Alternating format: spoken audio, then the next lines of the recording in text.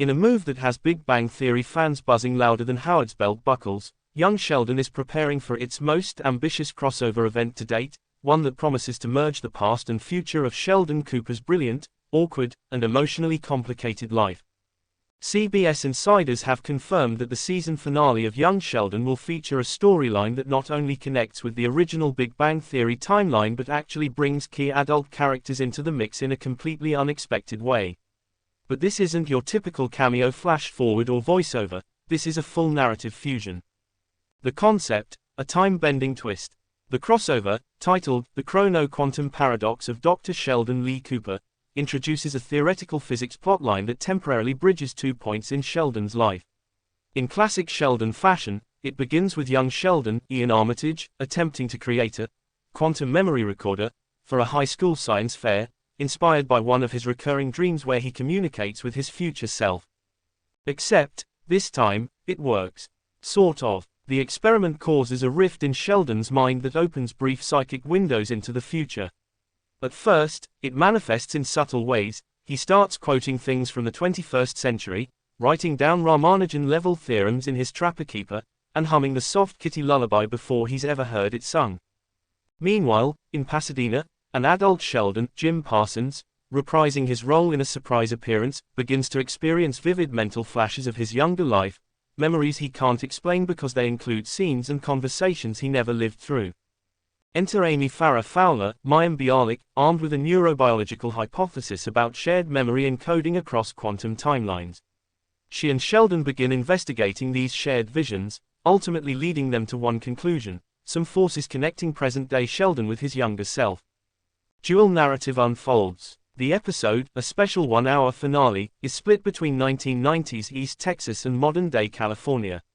As the young Sheldon grapples with voices and images from a possible future, including glimpses of Leonard, Penny, and a terrifyingly flamboyant version of himself at Comic-Con, he decides the only logical step is to investigate the origin of this future world. He starts conducting social experiments on his family and classmates to understand how he might end up with such unlikely companions as an actress neighbor and an engineer obsessed with space toilets. The adult Sheldon, meanwhile, is forced to confront the one thing he has long tried to ignore: how his childhood truly shaped him. For the first time, he hears his father George's, Lance Barber, voice again, not filtered through memory, but alive, in real time. "You okay, Moonpie?" his dad says in one fleeting scene that hits like an emotional freight train. Fan favorite returns and callbacks. The crossover is a love letter to longtime fans, packed with callbacks that will reward eagle-eyed viewers. Among the most delightful surprises, Kaylee Cuoco appears briefly in a future vision, reuniting Sheldon and Penny in a touching dream sequence where she gives him a framed photo of their old apartment. Simon Helberg and Kunal Nair voice animated versions of Howard and Raj in a vision sequence that young Sheldon animates himself in a spiral notebook.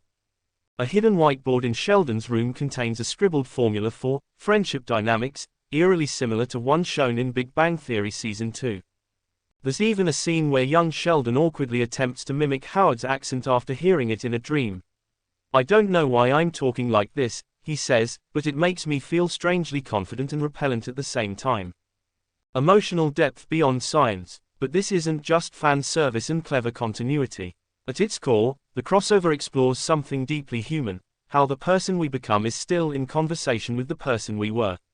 For Sheldon Cooper, a man whose greatest strength is his mind and whose greatest weakness is his emotional intuition, this psychic link between ages becomes a mirror he can't look away from. In one scene, Amy asks him, "If you could talk to that boy, what would you say?" Adult Sheldon hesitates. The scene cuts to young Sheldon quietly mouthing the words, "I hope you're happy." Setting up the future. The crossover could also be setting the stage for something bigger. Rumors are swirling about a new spin-off series that picks up after the events of young Sheldon, possibly chronicling Sheldon's early years at Caltech. With Armitage quickly growing out of his role, and CBS executives eager to maintain momentum, this crossover may be more than a send-off, it might be a soft launch. There's also talk that the episode will include a post-credits scene where adult Sheldon visits his old high school for a guest lecture, only to find a science fair trophy with his name misspelled. Sheldon Cooper, first place, time travel. He straightens the plaque. A crossover worthy of a genius. In a television universe where crossovers often feel forced or fan-pleasing fluff, young Sheldon's latest move stands apart. It's clever, heartfelt, narratively meaningful, and surprisingly rich in character development.